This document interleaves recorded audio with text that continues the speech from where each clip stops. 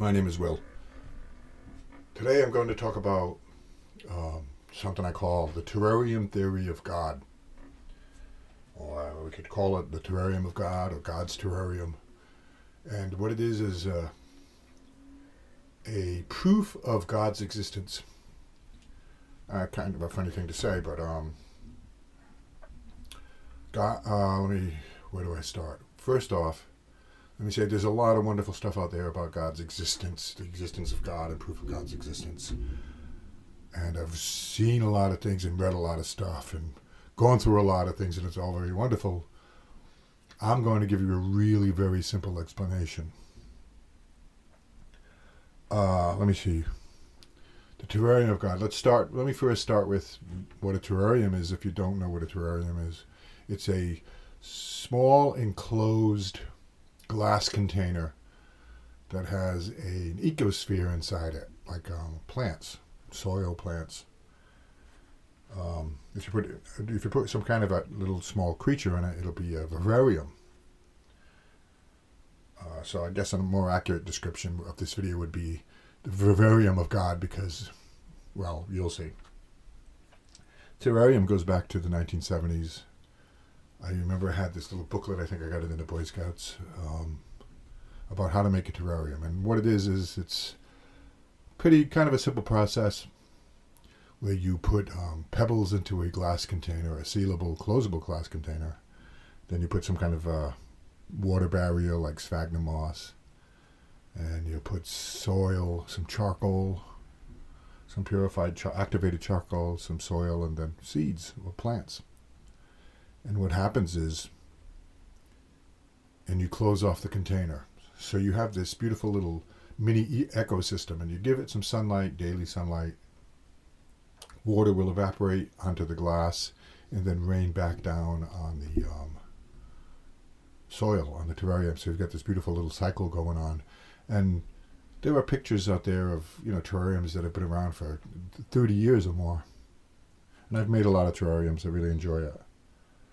But so when you're making a terrarium, you set up all these circumstances, all these situational things, make everything correct so the plants or the creatures can thrive.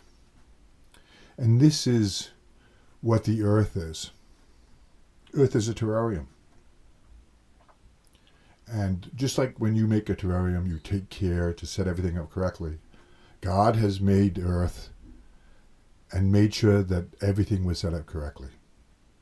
It's evident in everything. I mean, the coincidences are just too numerous, or the random chance of everything is just too numerous. It's just clearly the hand of God at work in the earth. I'll give you some examples.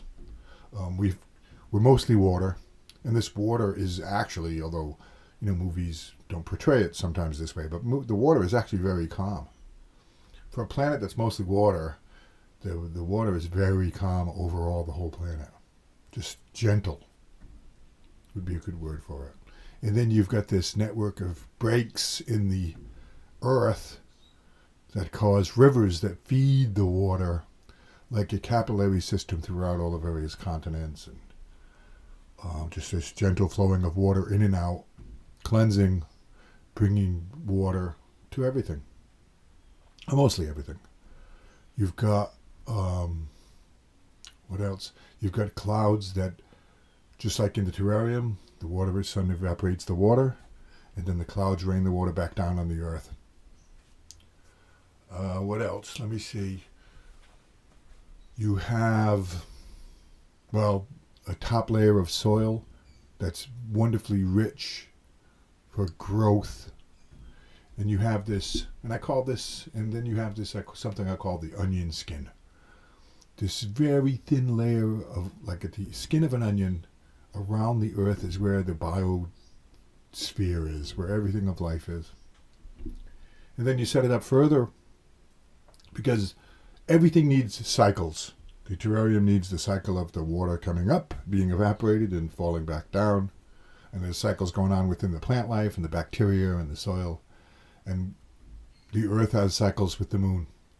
The moon gently persuades the oceans into high and low tides, and this brings water into the rivers and then takes it back out of the rivers. It's like a heartbeat, a 30-day heartbeat.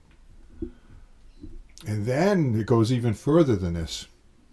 You need what's it called? I think it's called the magnetosphere. You need the magnetic protection. Is it the Van Allen belt? Circling around the Earth to protect it from this bad radiation and things coming from outer space.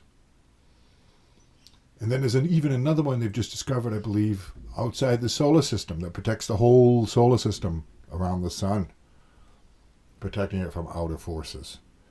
So you've wrapped all this in all these various layers. The ozone layer is another example, and the ionosphere. So you've got all these things carefully set up by God as a big terrarium, and in order for life and us as human beings to flourish. It's wonderful. It's just simple proof of God.